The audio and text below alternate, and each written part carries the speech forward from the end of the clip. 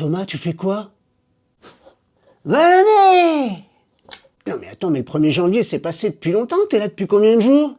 J'ai en train de réfléchir. Non, j'ai pas bu. Je suis au dry ingénierie, d'abord. Je suis en train de réfléchir à quel jeu on va montrer en vidéo. Bon, je t'avoue, je suis retombé dans les jeux de rôle, j'ai pas eu le temps. Puis j'ai beaucoup de boulot en ce moment. J'ai beaucoup de boulot.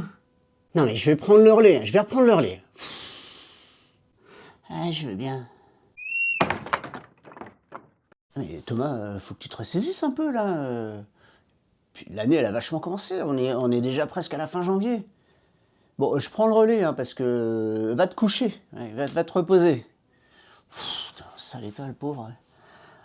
Bonjour, je suis Thomas 2, le clone de Thomas.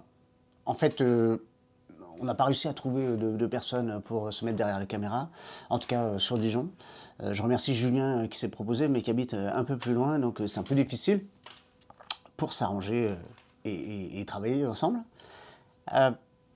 Donc, au nom de Thomas, je vous souhaite une très belle année 2026 déjà, qu'elle soit pleine de joyeuseté, ludique, mais pas que, et surtout qu'elle soit, j'espère, un peu plus solidaire envers tout le monde, voilà, qu'on arrête d'être un peu trop égoïste dans nos têtes, qu'on sorte un peu parfois la tête de nos jeux pour aller, exprimer les choses qui nous vont pas. Et il y en a plein qui ne vont pas sur cette planète. Bref, je ferme la parenthèse. Et nous allons tout de suite rentrer dans le vif du sujet. Alors, nous sommes fin janvier. Et pour être précis, le 27 janvier prochain, le Festival international des Jeux de Cannes, je vais y arriver, va annoncer les jeux qui sont nommés dans les 4 catégories pour l'As d'Or, à savoir la catégorie pour enfants, la catégorie expert, la catégorie initié et la catégorie reine, jeu de l'année, voilà. Pas la catégorie reine jeu de l'année, la catégorie jeu de l'année, bien entendu. Je vais tenter, comme beaucoup de personnes hein, du monde ludique, à vous donner mes pronostics sur 3 catégories uniquement, pas la catégorie enfant parce que je ne joue pas à les jeux pour enfants, même si j'en ai l'âge mental, mais sur les 3 autres catégories, expert, initié, et on finira par la catégorie jeu de l'année. Je vais vous expliquer à chaque fois comment j'ai un peu regardé les choses, et puis quelles sont un peu les caractéristiques des jeux que j'ai listés, et puis le ressenti des parties qu'on a pu avoir avec certaines personnes. Alors ça a été difficile pour faire ces pronostics, parfois entre des jeux qui sont initiés, experts. Peut-être que ce que je vais vous proposer sera complètement à côté de la plaque. Et peut-être que non. Donc c'est ça l'engouement qu'on peut avoir pour les pronostics, c'est voir s'ils se réalisent ou pas. On verra bien ce que ça donne. Et on va commencer tout de suite par la catégorie jeux experts. C'est parti. Alors pour la catégorie jeux experts, j'ai volontairement regardé les jeux au-delà de la profondeur que peuvent proposer ces jeux experts. Donc il y a souvent beaucoup de matériel, c'est des jeux assez longs, ça vous le savez. Mais j'ai aussi regardé les jeux qui proposaient une expérience marquante, qui avaient un parti pris, des jeux voilà, qui sont exigeants bien sûr, c'est des jeux experts, mais qui laissent une trace après qu'on ait pu y jouer. Et même si certains jeux ont des partis pris, donc ça ne plaît pas forcément à tout le monde, mais bon, je vais vous dire selon moi ce qui se dégage en tout cas pour cette catégorie expert. Alors, c'est pas forcément tous des jeux que j'apprécie, voilà. C'est des jeux que j'ai pu... Alors, les jeux experts, ça prend du temps, donc j'ai pas forcément fait 150 parties. Mais voilà, donc si je faisais ma liste forcément des jeux selon mes goûts, ça serait pas la même liste, ça c'est clair. Mais j'ai essayé de me mettre dans la tête du jury. Chose bien sûr très compliquée et très complexe, déjà parce qu'ils sont plusieurs, même si je suis plusieurs dans ma tête.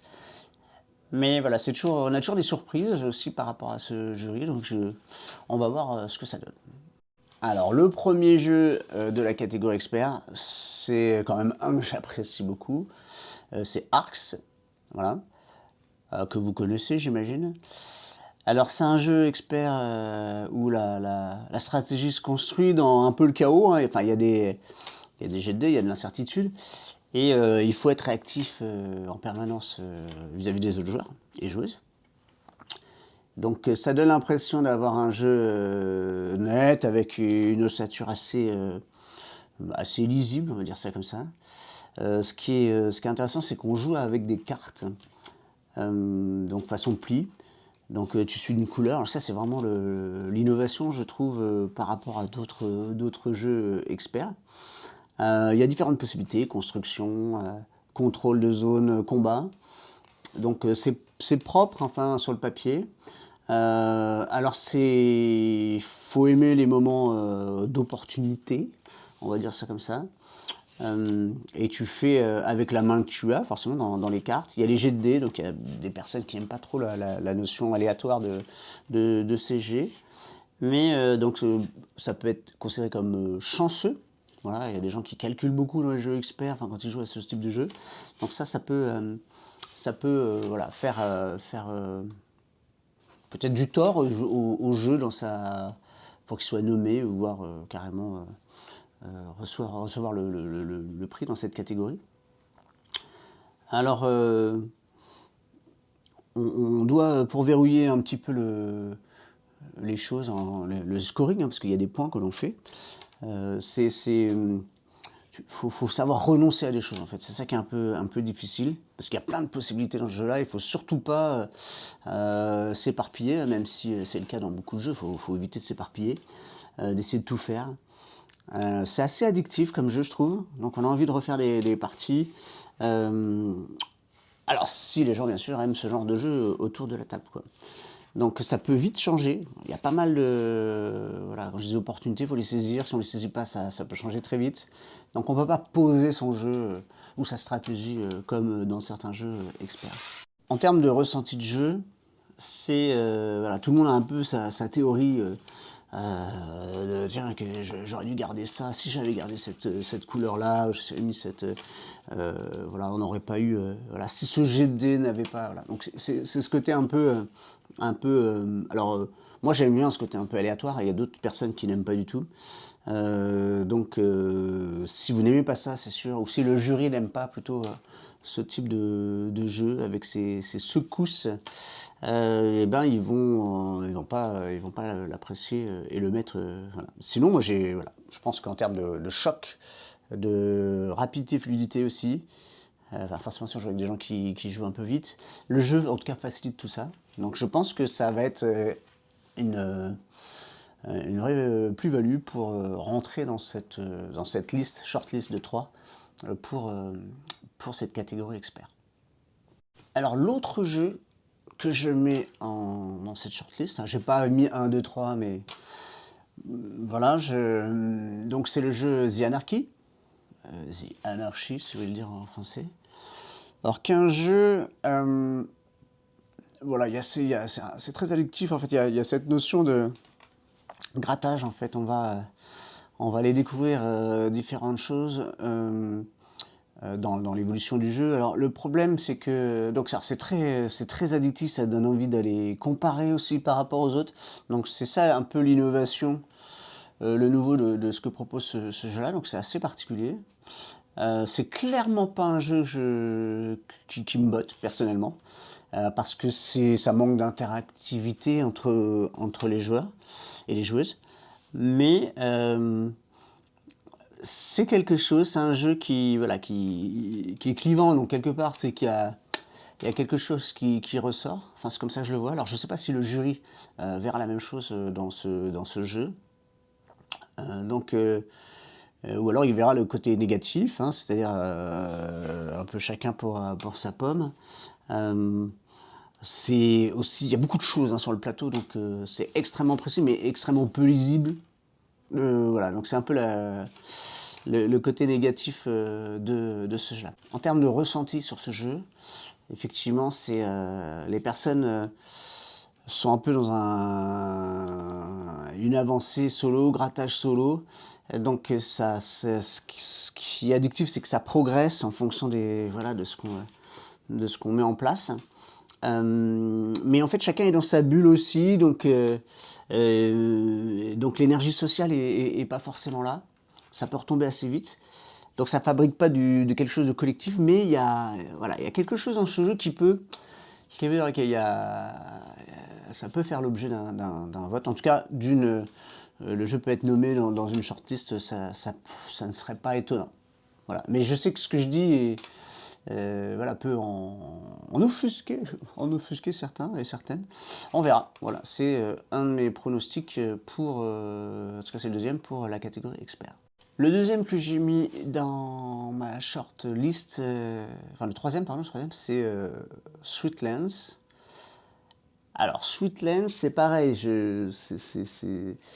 c'est un Eurogame, hein, voilà, qui peut paraître mignon, comme ça, mais qui est très exigeant. Par contre, il est long, il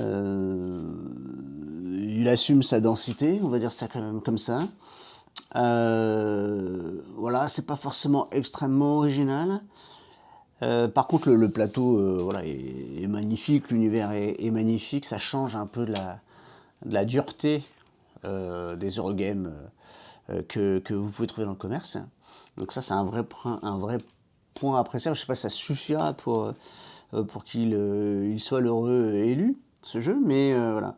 Par contre, il y a beaucoup de rejouabilité avec Sweetlands. Donc ça peut être quelque chose qui peut être récompensé par les membres du jury. Donc voilà, s'ils aiment explorer en profondeur les choses et se dire voilà, l'immensité de la possibilité de jouer, ça peut être quelque chose qui joue en faveur de Sweetlands. Donc le ressenti autour de la table, c'est un plaisir mécanique, un plaisir où on se dit à quel moment je vais être un peu dans l'économie, je vais passer de l'économie à comment le scoring, hein, où ma mécanique va pouvoir s'enclencher et marquer des points. Après, voilà, c'est un gros Eurogame, donc ça peut paraître très long. Donc ça peut limiter la possibilité de rentrer dans une shortlist et d'être nommé, voire de gagner le prix. Et le jeu que j'ai mis, le premier en tout cas des outsiders que j'ai placé là, c'est Super Mundi. Alors là, on est complètement à l'inverse de Arx quelque part parce que c'est un jeu expert à l'ancienne. On va avoir une construction fine du moteur. On va avoir une courbe d'apprentissage dans le jeu. Comment on va monter. Voilà, il n'y a pas d'aléatoire. Enfin, moins, pas forcément avec les autres joueurs, mais il y a une interaction plus marquée que la moyenne. Voilà. Alors après, c'est très dense, c'est très long à mettre en place. Le démarrage est voilà, un peu longué, un peu long à mettre en place, un peu diesel, on pourrait dire. Voilà. Donc ça, c'est un point négatif. Et puis, il laisse peu de part à l'improvisation. Alors, ça peut être un point fort, ça peut être un point faible. Donc c'est quelque chose qui se construit. On ne peut pas se tromper, il faut vraiment construire les choses finement pour y arriver, pour gagner à ce jeu. Donc le ressenti de jeu avec Super Mundi, c'est plus... voilà, c'est pas quelque chose, c'est pas un jeu qu'on va dégainer comme ça, qu'on va dire ah, tiens on joue à ça, paf paf. Non, c'est super long à mettre en place. Donc en fait la récompense, on va dire, la récompense cognitive, on va dire ça comme ça, du jeu, c'est plutôt dans sa maîtrise. Donc il y a des personnes qui aiment bien maîtriser les jeux et quand ils arrivent à maîtriser, parce que c'est ça le challenge, ils vont vraiment avoir ils vont voir l'intérêt du jeu. Alors je ne sais pas si le jury, qui est très hétéroclite, hein, donc de Vincent Dedienne, qui joue, hein, certes, mais peut-être que je ne sais pas quel jeu il préfère d'ailleurs au passage, à des personnes qui ont l'habitude de faire des gros jeux.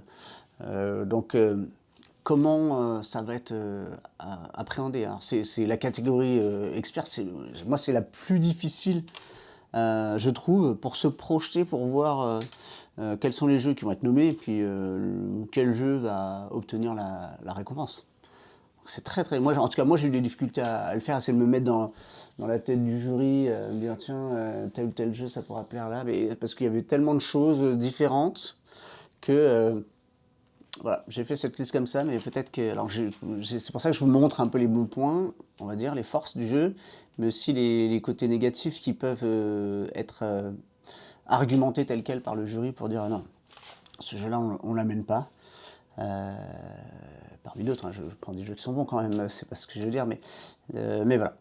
Alors le dernier jeu que j'ai mis en outsider, pour d'autres raisons, vous allez voir une autre facette, c'est Galactic Cruise.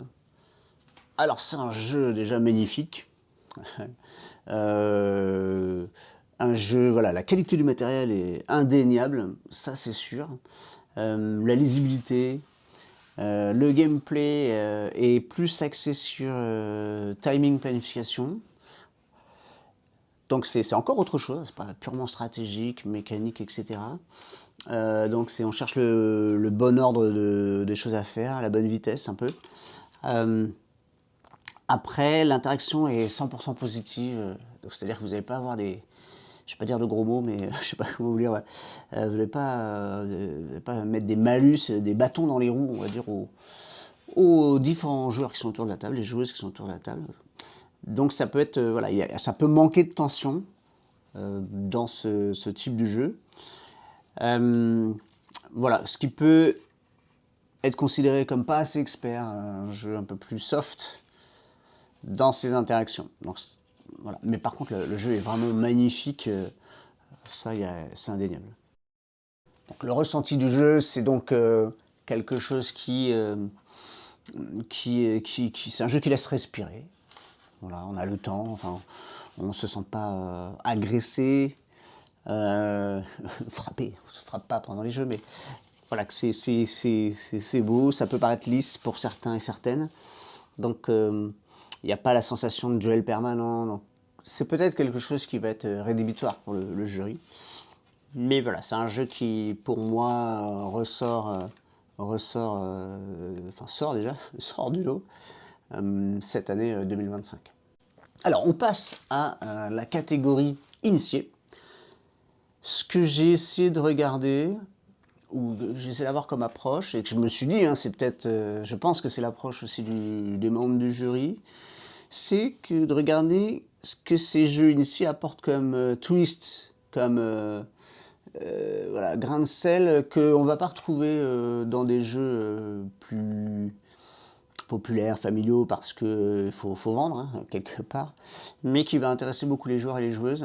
Ce truc, je dirais, voilà, ce jeu-là, il n'est pas comme les autres, il y a un truc vraiment différent, donc il y a un parti pris là encore, qui fait que ce jeu se retrouve plutôt dans la partie initiée et non pas dans la partie jeu de l'année.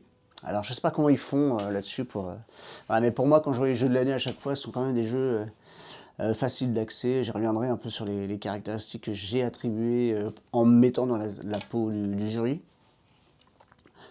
Bon, on va voir si j'ai fait bien bonne pioche ou pas. Alors, le premier jeu de ma shortlist concernant les jeux initiés, je pense que vous l'avez tous dans vos shortlists. Je pense même, en tout cas, ouais, je pense qu'il est carrément en passe de devenir le jeu initié là, pour l'As d'Or, en tout cas. C'est Zenith. J'ai déjà fait une vidéo sur Zenith, hein. Moi je ne tarie pas d'éloges sur ce jeu. Et il arrive à compresser en fait les choses, à compresser les sensations de conquête, de tir à la corde, hein. L'objectif c'est d'attirer les planètes vers soi. Il y a quelque chose qui se fait dans la vitesse. Il y a quelque chose d'hybride aussi. On sent qu'on est face à un jeu qui a différentes facettes, qui s'ajustent, qui peuvent se mettre en pause, se réactiver d'un côté, enfin par l'autre joueur ou soi-même. C'est pas un jeu où la stratégie peut s'installer. Il faut avoir une lecture tactique immédiate avec les cartes qu'on va avoir en main, hein, qui sont le moteur principal. Donc on a ces cartes. Donc ça peut être très punitif. Moi j'ai vu les parties où je me suis fait laminer en 3 coups de cuir à peau, quoi. Donc ça c'est... Mais comme les parties sont assez rapides, on y revient vite. Donc il y a beaucoup de matériel. Pour ça, un jeu initié quand même, pas que pour le matériel, mais toute cette pratique, tout ce qu'on doit maîtriser rapidement. Qu'est-ce que valent les cartes dans ce contexte? Voilà, je trouve que c'est assez fort, hein. Et je connais personne qui n'a pas apprécié le jeu. Ou alors c'est parce qu'elle a joué une partie et qu'elle n'a pas poussé plus, mais voilà, toutes les personnes qui ont touché ce jeu sont d'accord pour dire que c'est un excellent jeu. Voilà, après, il y a beaucoup de... Parfois, les critiques arrivent, ce sont des critiques sur les... Ouais, il y a beaucoup de... Il y a les symboles, ça reste lisible, je trouve, une fois qu'on a fait quelques parties, mais voilà. Et puis le design un peu space manga, je sais pas si on peut dire ça comme ça, ça existe, le space manga. Voilà, il y en a des gens qui apprécient pas, mais franchement, c'est à la marge, quoi. Donc Zenith, c'est un gros point fort, et donc il est forcément dans une shortlist pour moi, pour être nommé en tout cas aux As d'or. Donc le ressenti, hein, c'est ce que je dis sur ces jeux, ce jeu Zenith, c'est qu'on on peut se redresser très vite d'une mauvaise passe, et sentir qu'on peut faire un coup en fonction des cartes que l'on a. Donc ça peut paraître brutal, parce que les gens qui ont l'habitude de poser, de dire ouais, je maîtrise les choses, je suis dans le contrôle, bah là vous allez avoir des petits soucis d'ego, on va dire, peut-être vous dire je suis qu'une merde. Ne pensez jamais ça, bien entendu. Mais voilà, ça joue en termes de ressenti, ça va très très vite. On peut rebondir de certaines situations problématiques, il y a plusieurs pistes. Voilà, donc le ressenti de jeu est bon, et je pense que les membres du jury, bah, ça va jouer. En plus, on joue à 1 contre 1 ou 2 contre 2. C'est modulable, même si moi personnellement je préfère le mode 1 contre 1. Donc voilà, pour moi, avec ce ressenti-là, ce que va, à mon avis, ressentir également les membres du jury, Zenith est une valeur sûre pour être nommé dans la catégorie initiée de l'As d'or. Le deuxième jeu que je propose dans cette shortlist, c'est Wondrous Creatures. J'ai l'impression de... Non, ça c'est l'autre Thomas, il revient de temps en temps. Alors, c'est pas un jeu qui révolutionne les choses en soi, alors il est très beau aussi. Donc pose d'ouvrier, construction de moteur, c'est la mécanique de base. Donc il y a plein de petites idées qui viennent, qui peuvent te faire prendre des décisions d'un côté ou de l'autre, sans que ça soit trop lourd. Donc c'est pour ça qu'on n'est pas dans une catégorie peut-être expert. C'est un peu comme Zenith, on reste dans des choses qui... Moi je mets dans l'initié, alors voilà, ça se discute, hein, bien entendu. Donc c'est bien pensé, c'est pas original, mais c'est bien pensé. Donc ça peut faire pencher la balance pour lui de la part des membres du jury. Donc on a envie de rejouer, ça aussi c'est quelque chose que j'ai remarqué dans les membres du jury, ils mettent souvent ça en avant, l'envie de rejouer au jeu, parce qu'il y a plein de créatures que vous pouvez optimiser, donc vous avez l'impression que vous avez laissé quelques points sur la table, peut-être que ça serait intéressant d'aller, ouais, comment je vais pouvoir optimiser ça, j'ai envie de retester. Le matériel est vraiment super avec les créatures aimantées là. Mais bon, voilà, après, au-delà de ça, si vous y jouez, vous allez avoir plaisir à jouer avec ce matériel. Vous avez peut-être, si vous avez l'habitude de jouer. Donc ça, je le mets en initié aussi, donc peut-être moins l'habitude que de jouer par rapport aux experts. Bah, vous allez peut-être pour certaines personnes vous ennuyer par ce côté un peu classique, confortable. Mais voilà, ce que je dis, c'est plutôt la qualité d'exécution qui est mise en avant par rapport à ce jeu. En termes de ressenti de jeu, donc au-delà que je dis du matériel, c'est vraiment le risque, c'est de se dire quand vous jouez à jeu, d'avoir des intentions d'interaction, de coups d'éclat, etc. Alors que finalement c'est un jeu d'optimisation. Donc selon comment vous jouez ou selon comment on va estimer les membres du jury, comment ils sont joueurs et joueuses. Je n'en ai aucune idée là-dessus. C'est vrai que c'est compliqué. Sur une ou deux personnes, on voit bien, mais sur l'ensemble d'un jury comme ça, qui a un petit peu évolué cette année. Donc ça peut être le point faible de Wondrous Creatures. Par rapport à sa possible entrée dans cette shortlist des jeux initiés pour la catégorie initiale d'or. Alors le troisième jeu que j'ai mis dans cette shortlist, là encore je précise, c'est pas forcément le jeu que moi j'apprécie, mais que je pense que le jury va apprécier, ou en tout cas noter, enfin dans le sens on se dira tiens celui-là est intéressant. C'est Come Sail Away. Donc Come Sail Away, ce qui peut ressortir d'intéressant, là c'est pareil, comment on joue les choses, mais c'est un jeu de rangement de passagers. Donc c'est un jeu de contraintes, de micro-dilemmes. Je fais quoi, j'ouvre quelle porte, etc. C'est un vrai casse-tête d'adaptation. Donc ça, c'est quelque chose qui peut intéresser. C'est assez abstrait malgré le thème. Donc voilà, je pense que le côté désirabilité peut avoir un effet sur les membres du jury. Les règles sont plutôt pas mal, il y a beaucoup de rejouabilité aussi. Bon, est-ce que c'est un peu propre en termes d'exécution, ce qui perd en efficacité ludique, j'entends. Bon, après, c'est toujours... c'est pour ça que moi, c'est pas mon type de jeu, mais c'est un jeu où on est un peu solitaire, quoi. Donc, je sais pas... je pense que le jury aime bien l'interaction, mais vu que c'est un jeu différent, la différence peut être une balance importante, parce qu'ils veulent trouver quelque chose, un jeu qui va créer la différence avec les autres. Je pense qu'ils sont dans cette optique-là pour nommer en tout cas les différents jeux, pas forcément les voter pour eux, mais en tout cas pour les nommer. Mais bon, après le matériel ou l'approche ou la stratégie, ça peut paraître un peu classique. Voilà.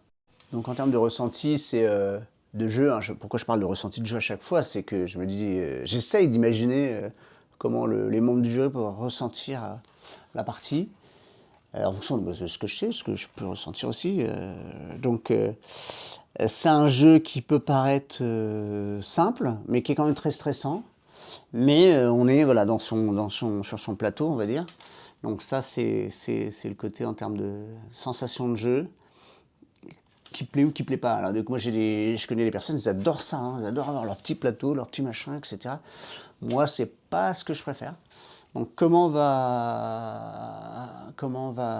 le jury va regarder ça en termes de ressenti, parce que je peux avoir assisté un peu à chaque fois un peu à ce qui est ressorti de ces différents jeux. Des années précédentes, j'entends par les membres du jury, je pense que c'est important pour eux l'interaction. Donc à voir, mais comme ils créent toujours la surprise, on s'y attend pas, peut-être que cette année, ils vont prendre un truc un peu plus comme ça, mais qui, chacun son plateau, mais qui va créer des sensations de jeu individuelles, quoi.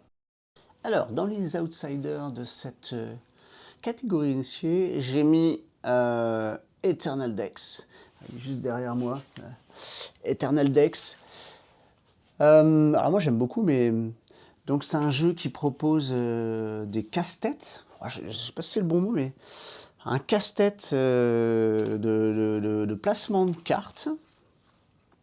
Alors le matériel est magnifique, je trouve, et pas cher par rapport au matériel qu'il y a dedans. La petite nappe là, bon, je sais pas si ça fera pencher, mais j'ai jamais vu d'autre jeu avec ça. Enfin, je crois pas. Alors ceux qui aiment bien que les trucs soient à plat, qui bougent pas, c'est un peu compliqué. Mais ouais, ça au niveau du matériel, c'est super. Donc c'est hyper rejouable parce qu'une partie, ça peut. Alors au début, c'est un peu long peut-être pour expliquer les règles, mais ou si les gens mettent du temps à réfléchir. Donc on n'a pas le droit de communiquer aussi, donc c'est un jeu à communication restreinte. On y reviendra sur un autre jeu. qui fait beaucoup parler de lui. Euh, il y a une sensation d'être en solo, mais à plusieurs. C'est un jeu coop, un casse-tête coopératif à plusieurs niveaux. Donc vous avez A, B, C, D, E, F niveaux, et dans chaque niveau, il y a 4 modes. Donc de débutant à pro, si je ne dis pas de bêtises. Donc oui, ça crée. Alors non, sur le dernier niveau, il n'y a pas de différence, c'est le niveau dragon. Donc voilà, il y a quelque chose, il y a une profondeur, dans le sens, il y a plusieurs débuts de partie possibles pour commencer, qui créent des sensations de rejouabilité, de contraintes différentes, qui peuvent faire sortir ce jeu-là du lot. Après, voilà, c'est un jeu coop, on va me dire, sans communication, ça existe un petit peu déjà. Voilà. Je trouve qu'il peut sortir, à voir ce que ça donne. Moi, en tout cas, c'est un jeu qui m'a beaucoup plu. J'aimerais aller faire des parties avec des gens qui vont plus loin. Pourtant, j'aime pas polir le jeu le plus possible, mais celui-là me donne vraiment envie de le faire. Donc ce côté un peu addictif de dire allez, on va à l'étape suivante parce qu'on sait qu'on a pris une demi-heure, 1 heure selon la vitesse d'exécution des personnes, et ben ça peut être un point positif pour le jury. Donc je l'ai mis en outsider. Le ressenti, c'est ça, hein, donc je pense vraiment que les membres du jury vont dire allez, encore un niveau, on va plus loin, on va plus loin. Voilà, c'est quelque chose qui peut plaire, qui plaira pas à tout le monde. Se prendre la tête ensemble, hein, c'est ça le truc. Hein. Est-ce que les gens aiment bien se prendre la tête? Il y a des gens qui préfèrent les jeux d'ambiance, clairement pour s'amuser. Là, on se prend un peu la tête. On peut délirer, il n'y a pas de souci, mais voilà. Moi, je pense que c'est ça qui fait, en termes de ressenti de jeu, qui peut faire chez les membres du jeu en termes de ressenti de jeu, le fait qu'ils rentrent dans cette liste. À ce côté, même si. Et moi, je le sais parce que je ne suis pas comme ça, j'ai pas envie d'aller voir différents niveaux, tout, ça me saoule souvent ce genre de truc. Ben là, j'ai envie. Donc, point fort. Alors, le deuxième dans la liste des outsiders, c'est Rebirth. Pourquoi j'ai mis en outsider? C'est que déjà, sur le principe, c'est un jeu de pose de tuiles. C'est la seule action qu'on fait, on pose une tuile. Donc, après, il y a des quantités de choix possibles selon la map de l'Écosse, là, mais donc en termes de majorité, timing de placement, alignement, etc. C'est très épuré, donc quelque part, on revient sur un jeu de pose de tuiles à l'ancienne. Ça peut, voilà, c'est ce qui se passe là en outsider, c'est de la pose de tuiles classique, mais il y a quelque chose qui a été fait sur le design, le gameplay plutôt, qui rend le jeu donc avec des règles simples, rapides, mais avec des décisions lourdes. Donc il y a un équilibre qui est assez intéressant, je trouve, par rapport à ce jeu. Donc ça peut faire un effet paf, voilà. Mes outsiders ils sont paf comme ça, mais bon ça va faire pouf, je ne sais pas. Mais on va voir ce que là. Mais je pense que Rebirth, ça peut, voilà. Alors le côté, moi pour ça je suis moins fan de ce jeu là aussi. Le côté pioche de tuiles, c'est pas trop mon kiff. Bon, c'est un peu à la Acropolis en fait quelque part. Je pense souvent à ce jeu-là. Bon, à voir ce que le jury peut faire ressortir de ça. Ce côté plutôt épuré, mais malgré cette simplicité d'action, il y a des possibilités assez énormes. Ça peut jouer. Est-ce que le jury aura ce ressenti-là d'ailleurs, de se dire, ok, ok, on pose une tuile, super. Et puis qu'au bout de 10 minutes, nous c'était le cas, on s'est dit, oh là là, mais ok, ça paraît simple comme ça.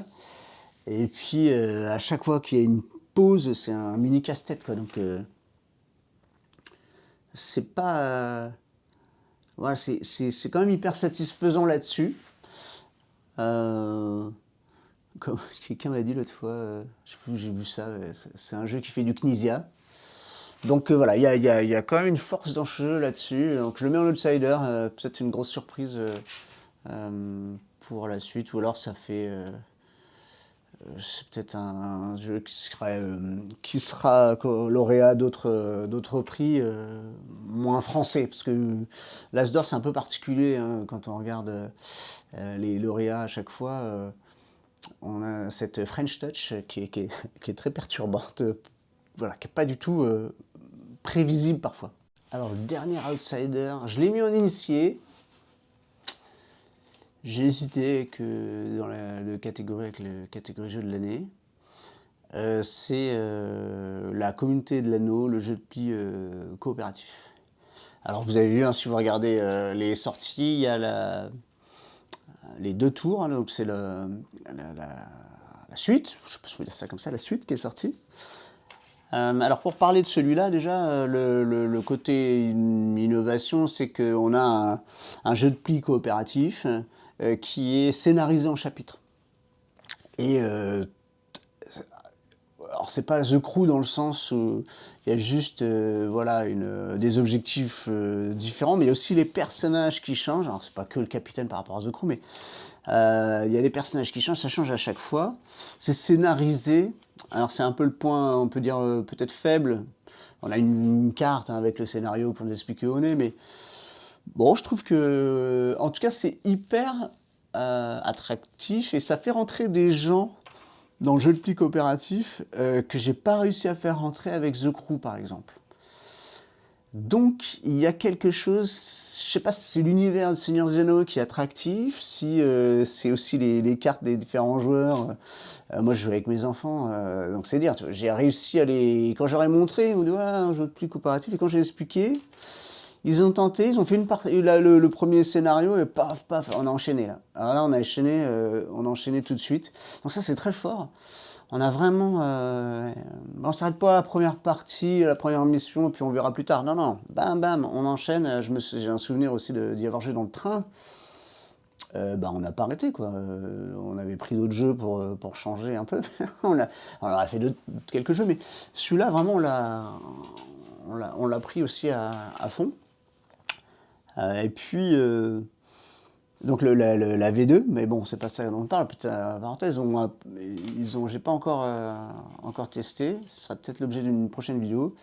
Ils ont complexifié aussi un petit peu les niveaux de difficulté, plutôt, qui sont un peu plus hauts. Voilà, donc petite boîte, petit matériel, des petits scénarios qui correspondent à l'histoire. Alors, pas tout prendre de l'histoire, enfin, pas écrire un bouquin comme ça avec 10 cartes. Mais voilà, ça peut être un outsider important. Alors en termes de ressenti que peuvent avoir les membres du jury, donc on a un vrai jeu de pli. On a cette sensation de jouer à un jeu de pli hein, quand même, faut pas se mentir.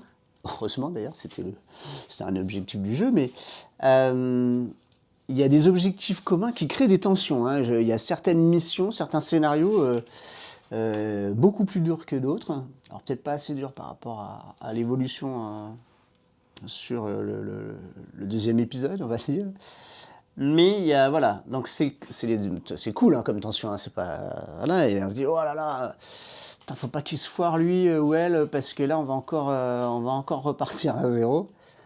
C'est très intéressant, et puis ça va vite, hein. Alors, on se plante, c'est un jeu de pli, donc c'est ça qui est intéressant, c'est que on joue, on se plante, on rejoue, on se plante. Un The Crew avait cette même sensation là, mais voilà. Et puis bon, l'approche scénaristique, et je vous l'ai dit, un peu à minimiser.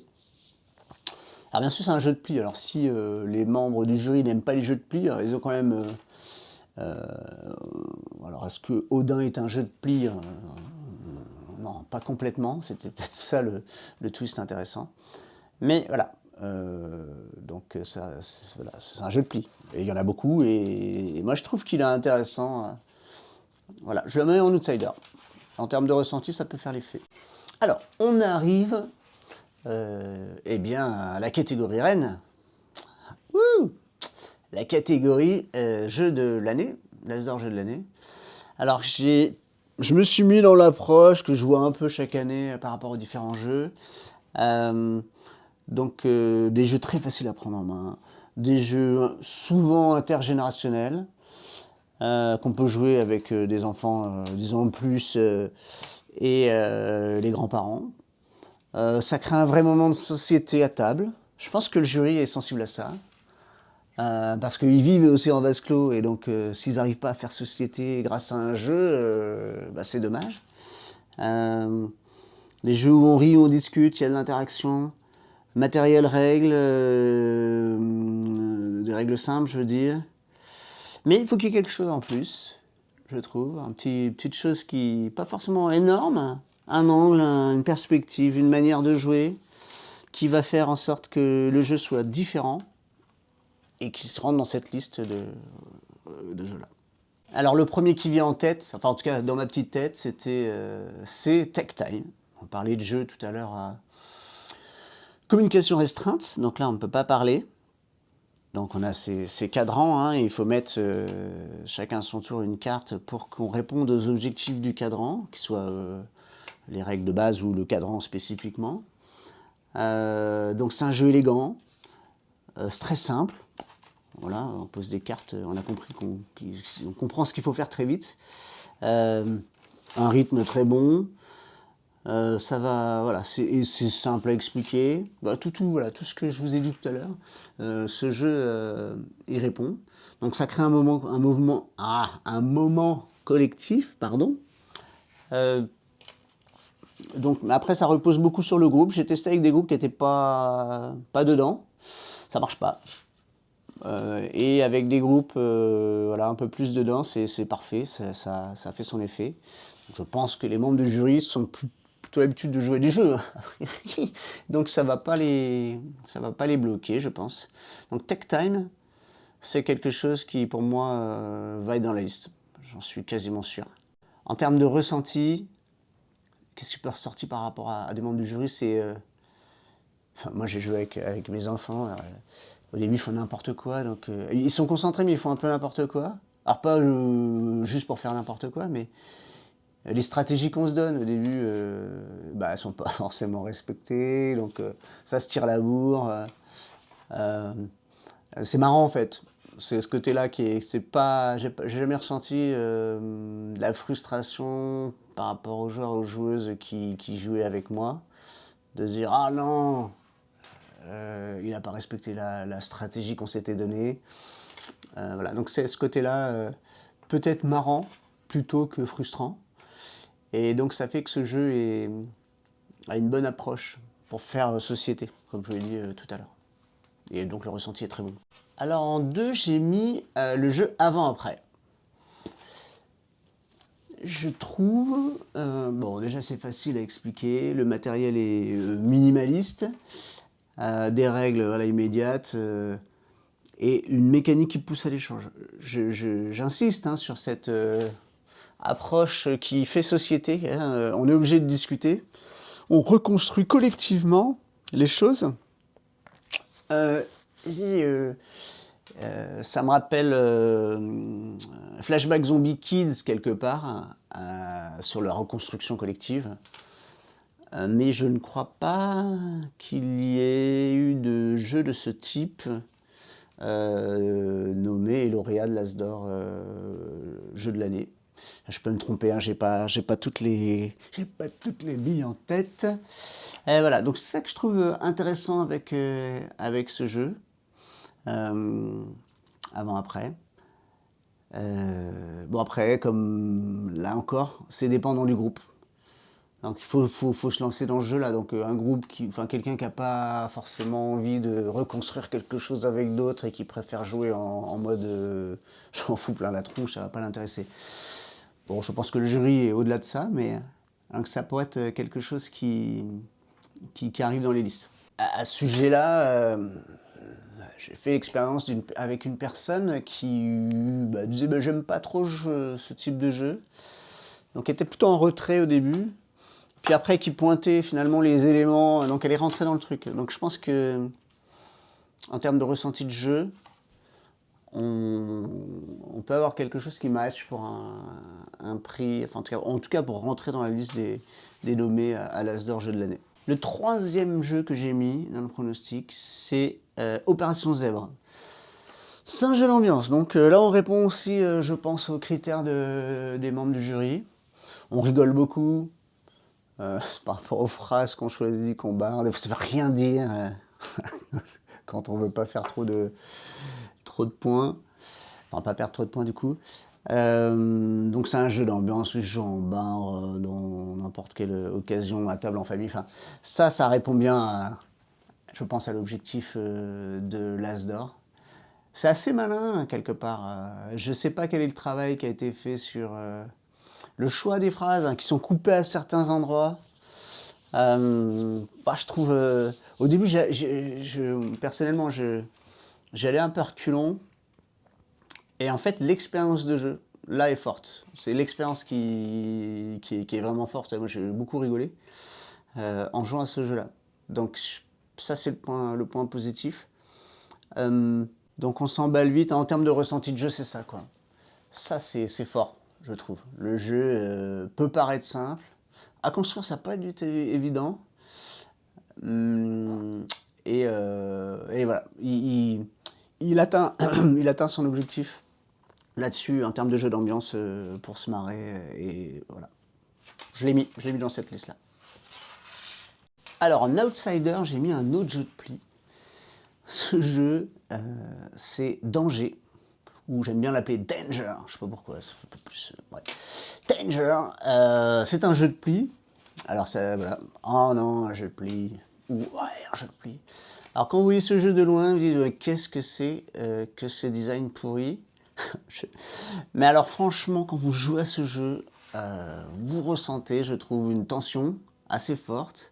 Il respecte tous les codes du jeu de société, il est accessible, les règles sont simples, mais du coup il y a une montée en tension sur... voilà, ça paraît simple, mais pas du tout. C'est voilà, pour éviter de récupérer certains numéros. Danger, moi je l'ai testé l'année dernière. J'étais un peu sur le cul en me disant, bah waouh, quand même ce jeu, ça me paraissait basique, simple, moche. Et du coup l'expérience est tout l'inverse. Donc peut-être que le jury va être sensible à ça. Voilà, vous savez, c'est l'effet comme tout à l'heure. Ah oui, c'est que ça, comme Rebirth. On pose une tuile, ah oui, ok. Et quand on explique le jeu. Et puis quand on joue au jeu, on fait ah oui, d'accord. Non, en fait, c'est pas si simple que ça. Moi, j'adore cet effet-là, personnellement. Donc, je sais pas si le monde du jury vont se focaliser là-dessus. Mais ça peut. Voilà. Je l'ai mis en outsider. Peut-être que je suis loin du compte, mais voilà. Danger. Alors, l'autre outsider, le deuxième, c'est encore un petit jeu de cartes. C'est Duel pour Cardia. Alors, on est sur un jeu à deux. Je sais pas comment. Assume les membres du jury de faire rentrer, ou de même de nommer ou de voter pour un jeu à deux. Mais celui-là, il est vraiment particulier, je trouve. C'est assez court, c'est lisible, il y a des belles cartes. Enfin, moi, j'ai pas eu de problème avec le design, personnellement, ce qui n'est pas le cas de tout le monde a priori. Il y a beau, alors le deck 2, le deck 2, des fois, je me fais des nœuds au cerveau. Quand je joue avec d'autres personnes. Donc, ouais, ce jeu d'affrontement c'est pareil, paraît simple. Hein. On met deux cartes, on a choisi, le plus fort gagne la couronne et le moins fort fait son effet. Mais toutes les interactions... Et le truc qui est pas mal, je trouve, c'est le fait de pouvoir revenir sur la timeline, revenir dans des effets passés. Ça, je crois que c'est l'innovation importante. Innovation, c'est peut-être fort comme mot, mais l'idée importante de ce jeu, et pour moi, c'est un outsider certain. Et le ressenti de jeu que peut avoir les membres du jury là-dessus, sur Duel pour Cardia, c'est l'envie de vouloir rejouer tout de suite. Voilà, on en refait une, etc. Ça va relativement vite, hein. Donc on peut faire, en une heure, on peut faire, je sais pas, 4-5 parties faciles, voire plus peut-être. Donc ce côté, allez, non, je prends ma revanche. Et quand on a ce type de ressenti, je pense que le jeu va gagner des points pour rentrer dans une liste de nommés. Le dernier jeu, le dernier outsider, là, c'est le top outsider, parce que ce jeu est simple, c'est Flip 7, un jeu de stop ou encore, assez basique. Alors moi j'anime des fois des temps dans des bars avec, j'amène mes jeux et puis j'explique les règles aux personnes qui sont là. Et puis c'est assez marrant, le Flip 7, l'autre fois je l'ai montré à 3 personnes, en me disant, bah, 3, ça va être pépouze, ils vont pas forcément apprécier le jeu, machin. Mais je les entendais rire ou se dire, oh non, j'ai encore foiré, voilà, parce que la personne avait sa double carte. Donc il y a cet effet qui est assez fort, je trouve. Les gens s'auto-stimulent en fait avec ce jeu. Ils disent, allez, j'y vais. Et c'est bête comme les pieds, hein, comme système avec les 3. Il y a quelques petites cartes bonus, mais d'effets bonus. Mais il y a ce côté aussi où je peux en foutre dans la gueule des gens. Quelles sont mes propres limites? Donc ça stimule, c'est très stimulant. Donc en termes de ressenti, je ne sais pas comment on va jouer aussi là encore les membres du jury. Mais il y a des cris, il y a des genre d'émulation à jouer à Flip 7 qui fait que ce jeu, je crois, si je ne dis pas de bêtises, ça doit être les meilleures ventes cette année. Je ne suis pas sûr hein, de mon truc, mais en tout cas, ça doit être un jeu qui se vend énormément. Moi, c'est un jeu que je recommande à tout le monde.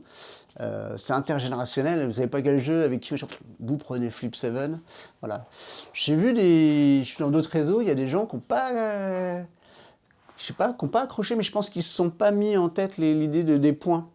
C'est resté sur j'arrête encore, j'ai perdu. Mais il y a des points quand même, faut atteindre 200 points, et s'il y a peut-être, je sais pas si c'est ça le truc, mais voilà, il y a des gens qui n'ont pas accroché, mais ça m'a surpris même qu'ils n'aient pas accroché, donc ça ne me surprendrait pas que les membres du jury nomment ce jeu dans la catégorie jeu de l'année de l'As d'Or. Bon voilà, j'ai fini ces pronostics. Alors, rendez-vous dans le 27 janvier pour savoir si je suis complètement à la ramasse. Alors là, il faut que je monte la vidéo très rapidement, donc je vais peut-être pas faire beaucoup d'effets. Je vais peut-être le redire, voilà, pour que ça sorte très vite, pour que vous puissiez regarder ça et que surtout qu'on puisse comparer avec quand les pronos, enfin quand les nommés vont sortir. Et puis je pense que je ferai une petite vidéo de ressenti sur la liste. Donc si tout correspond, ça sera sérieux. Je fais ouais, je vous l'avais dit. Voilà. Si c'est complètement différent, c'est intéressant aussi parce que je vais essayer de me questionner pourquoi ces jeux-là ont été nommés et pourquoi pas les autres. C'est difficile, hein, on peut passer à côté de plein de choses. Hein. Quand j'ai fait la revue des jeux de l'année 2025, je me suis fait des nœuds à la tête hein, pour essayer de sortir des trucs. En fait, au début, j'allais sur des notes de différents sites, etc. Et puis je me suis dit, c'est pas simple. Je me suis basé plus sur mon ressenti en essayant de me projeter sur le ressenti d'un jury. C'est peut-être une méthode complètement à la ramasse aussi. Donc on va voir. Voilà. En tout cas, n'hésitez pas à faire vos propres pronostics. Vous pouvez les mettre en description de la vidéo. On pourra s'en reparler si on se croise, bien sûr. Et puis surtout si on se croise alors sur Dijon ou alentour.